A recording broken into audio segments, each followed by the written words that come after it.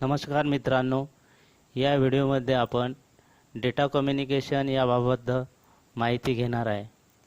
त्याआधी माझा परिचय, मी P H. Dhote, COPA instructor, government ITI, Dhamangaon railway, जिल्हा अमरावती येथे कार्यरत आहे। चला तर मग या धड्यामध्ये डेटा कम्युनिकेशन म्हणजे काय याबद्दल माहिती घेऊया।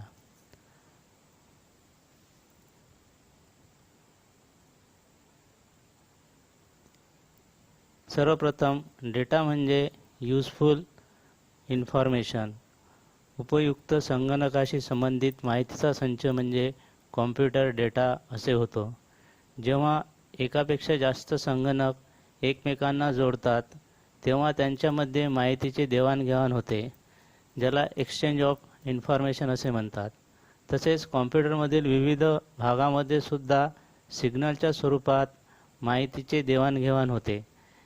जसे कॉम्प्युटरचे जे पेरिफेरल डिव्हायसेस आहे, like motherboard, hard disk, RAM, mouse, printer यांच्यामध्ये सुद्धा माहितीची सिग्नलच्या स्वरूपात माहिती एक्सचेंज होते।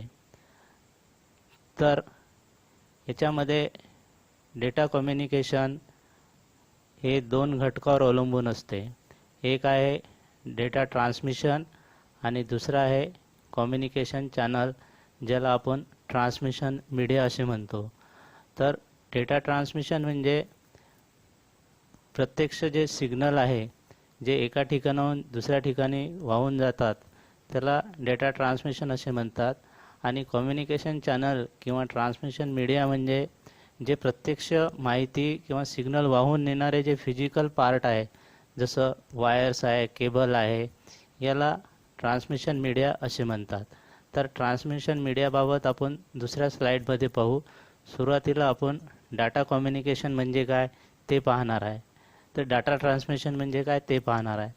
तर डाटा ट्रान्समिशन जर आपण पाहिलं तर डाटा ट्रान्समिशनचे दोन प्रकार आहेत। एक आहे सिरियली डाटा ट्रान्समिशन आणि दुसरा आहे पॅरलली डाटा ट्रान्समिशन। तर सिरियली डाटा ट्रान्समिशनमध्ये जे एका ठिकाणाहून दुसऱ्या ठिकाणी जे सिग्नल आहे ते बीट बाय बीट जातात, one bit passing by another bit.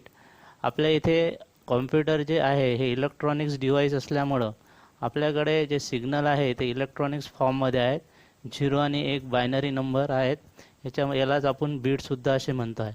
तर सिरियली डाटा ट्रान्समिशनमध्ये one bit passing by another bit, एका बीट नंतर दुसरा बीट याच्यामध्ये पास होतो। या स्लाइडमध्ये दाखवल्यानुसार तुम्हाला इथून दिसून पडते, एक बीट पास झाल्यानंतर दुसरं बीट जात आहे। तर जनरली याचं जर उदाहरण जर पाहिलं तर तुम्हाला कॉम्प्युटरमध्ये माऊस आणि आपल्या जे मदरबोर्ड आहे यांच्यामध्ये जे डेटा ट्रान्समिशन आहे हे सिरियली डेटा ट्रान्समिशन होतो। त्याच पद्धतीने आपले जे टेलिफोन्स लाईन आहे, या टेलिफोन लाईनमध्ये सुद्धा जो ट्रान्समिशन होतो हे सिरियली डेटा ट्रान्समिशन होतो। त्याच्यानंतर आहे पॅरलली डाटा ट्रान्समिशन। तर पॅरलली डाटा ट्रान्समिशनमध्ये जे एका ठिकाणाहून दुसऱ्या ठिकाणी जे बीट आहे ते सायमल्टेनियसली ॲट ए टाईम सर्वच्या सर्व बीट एका ठिकाणाहून दुसऱ्या ठिकाणी पास होतात। तर याला म्हणतात पॅरलली डाटा ट्रान्समिशन। स्लाइडमध्ये तुम्हाला दाखवलेलंच आहे, सर्वच्या सर्व बीट एका ठिकाणाहून दुसऱ्या ठिकाणी ॲट ए टाईम पास होत आहे। तर अशा टाईपच्या डेटा ट्रान्समिशनला पॅरलली डेटा ट्रान्समिशन असे म्हणतात। आणि हे जनरली आपल्या कॉम्प्युटरमध्ये तुमच्या प्रिंटरमध्ये होतो। आपल्या CPU मधून प्रिंटरला जो डेटा जातो तो पॅरलली डेटा ट्रान्समिशन होते। ॲट ए टाईम सर्वच्या सर्व बीट आपल्या प्रिंटरला ट्रान्समिट होतात। त्याच्यानंतर आहे मोड ऑफ डाटा ट्रान्समिशन। तर मोड ऑफ डाटा ट्रान्समिशनमध्ये तुम्हाला 3 प्रकारचे मोड आपल्या डेटा ट्रान्समिशनमध्ये आहे। पहिले आहे सिम्प्लेक्स डेटा ट्रान्समिशन, दुसरं आहे हाफ डुप्लेक्स डाटा ट्रान्समिशन आणि तिसरं आहे फुल डुप्लेक्स डाटा ट्रान्समिशन। तर सिम्प्लेक्स डाटा ट्रान्समिशनमध्ये काय होते पाहूया। तर सिम्प्लेक्स डाटा ट्रान्समिशनमध्ये काय होतो की जो सेंडर आहे तो फक्त डाटा सेंड करतो आणि रिसिव्हर डाटा फक्त रिसीव्ह करतो। तर याला वन वे कम्युनिकेशनसुद्धा म्हणतात। तुम्हाला स्लाइडमध्ये दिसत आहे, सेंडर फक्त डाटा सेंड करत आहे आणि रिसिव्हर जो आहे तो फक्त डाटा रिसीव्ह करत आहे. याच्यामध्ये रिसिव्हर डाटा सेंड करू शकत नाही, तर याला वन वे कम्युनिकेशन असे म्हणतात. तर हे अशा टाईपचे जिथे डाटा ट्रान्समिशन होते त्याला सिम्प्लेक्स डाटा ट्रान्समिशन म्हणतात. आणि याचं जर तुम्ही उदाहरण जर पाहिलं तर आपली जी टेलिव्हिजन सेट आहे, या टेलिव्हिजन सेटमध्ये is the best example of simplex data transmission. आपल्या टी व्हीमध्ये फक्त सिग्नल येतात, टी व्हीतून सिग्नल जात नाही, तर ह्याच्यामध्ये सिम्प्लेक्स डाटा ट्रान्समिशन आहे. त्याच्यानंतर आहे फुल डुप्लेक्स डाटा ट्रान्समिशन. तर याला टू वे कम्युनिकेशनसुद्धा म्हणतात. सेंडर डाटा सेंड करतो, रिसिव्हर डाटा रिसीव्ह करतो अँड देन मग रिसिव्हर डाटा सेंड करतो, सेंडर डाटा रिसीव्ह करतो. तर हे टू वे कम्युनिकेशन आहे. याच्यामध्ये जोपर्यंत सेंडर डाटा सेंड करत नाही आणि रिसिव्हर डाटा रिसीव्ह करत नाही तोपर्यंत रिसिव्हर डाटा सेंड करू शकत नाही आणि सेंडर डाटा रिसीव्ह करू शकत नाही. तर याच्यामध्ये जर तुम्ही एक्झाम्पल याच्यामध्ये तुम्हाला आकृतीत दाखवलेलंच आहे. याचं जर उदाहरण पाहायचं जर असेल तर तुम्हाला walkie talkie is the best example of half duplex data transmission. तुम्ही पाहिलं असेल की वॉकी टॉकीमध्ये बोलणं झाल्यानंतर ओव्हर म्हणतो, ओव्हर म्हटल्यानंतर तिकडून बोलणारा मग तो बोलतो. तशा पद्धतीनं हे जे मोड आहे तर हे आहे हाफ डुप्लेक्स डाटा ट्रान्समिशन मोड. त्याच्यानंतर आहे फुल डुप्लेक्स डाटा ट्रान्समिशन मोड, ज्याला बायडायरेक्शनल डाटा ट्रान्समिशन असे सुद्धा म्हणतात. याच्यामध्ये सेंडर डाटा सेंडही करू शकतो, रिसीव्ह पण करू शकतो, रिसिव्हर सेंड करू शकतो आणि सेंडर रिसीव्ह पण करू शकतो. तर याच्यामध्ये बायडायरेक्शनल डाटा ट्रान्समिशनचं जर उदाहरण जर तुम्ही पाहिलं तर हे तुमच्यामध्ये टेलिफोन्स लाईन किंवा सेलफोनमध्ये तुम्हाला दिसून येते. याच्यामध्ये बायडायरेक्शनल डाटा ट्रान्समिशन असे होतात. त्यानंतर आपण जर पाहिलं तर दुसरं आहे आपलं डाटा कम्युनिकेशनमध्ये कम्युनिकेशन चॅनल किंवा ट्रान्समिशन मीडिया. तर हे मीडिया म्हणजे प्रत्यक्ष जे सिग्नल वाहून नेणारे जे फिजिकल पार्ट आहे. तर आपल्या कॉम्प्युटरमध्ये जनरली जे कम्युनिकेशन मीडिया वापरतात त्याच्यामध्ये 4 प्रकारचे आहेत. पहिला आहे ट्विस्टेड पेअर केबल, दुसरा आहे कोएक्सियल केबल आणि तिसरा आहे ऑप्टिकल फायबर केबल आणि चौथा आहे मायक्रोवेव्ह कम्युनिकेशन. तर मायक्रोवेव्ह कम्युनिकेशन याच्यामध्ये चौथा आहे.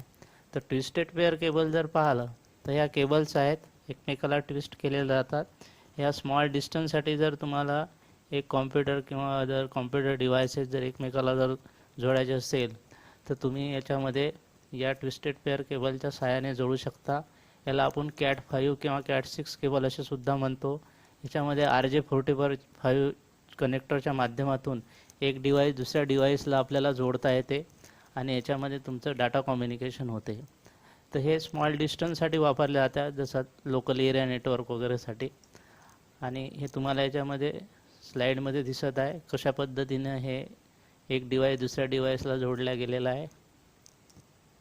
त्यानंतर लॉंग डिस्टन्ससाठी जर तुम्हाला डिव्हाइसेस जर जोडायचे असतील तर you can use the coaxial cable. हे सुद्धा एक मीडिया आहे, याच्या माध्यमातून सिग्नल एका ठिकाणाहून दुसऱ्या ठिकाणी वाहल्या जातात. तर हे कोएक्सियल केबल आहे.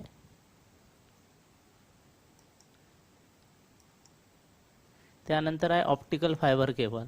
जर खूप लाँग डिस्टन्ससाठी आणि फास्टमध्ये जर तुम्हाला सिग्नल एका ठिकाणाहून दुसऱ्या ठिकाणी वाहून जर न्यायचे असतील तर you can use the fibre optical cable.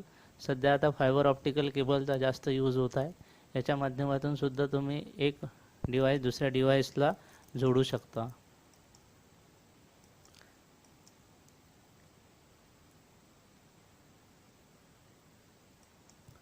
त्याच्यानंतर आहे मायक्रोवेव्ह कम्युनिकेशन. याच्यामध्ये फ्री एअरचा वापर केला जाते एका ठिकाणाहून दुसऱ्या ठिकाणी सिग्नल पाठवण्यासाठी.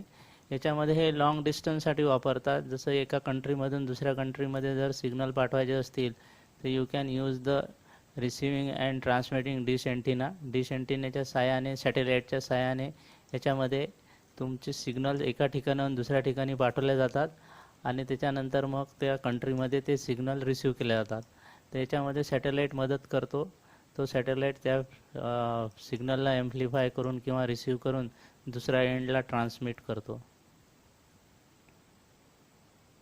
याच्यामध्ये तुम्हाला स्लाईडमध्ये दिसत आहे की कसं एक एंटिना सॅटेलाईटला सिग्नल पाठवत आहे आणि तो सॅटेलाईट दुसऱ्या रिसिविंग एंटिनाला पुन्हा तो सिग्नल सेंड करत आहे.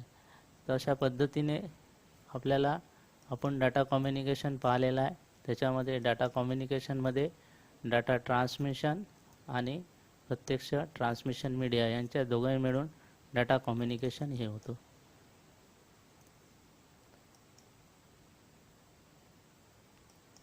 तर थँक्यू व्हेरी मच. व्हिडिओ जर तुम्हाला आवडला असेल तर नक्की लाईक करा. धन्यवाद.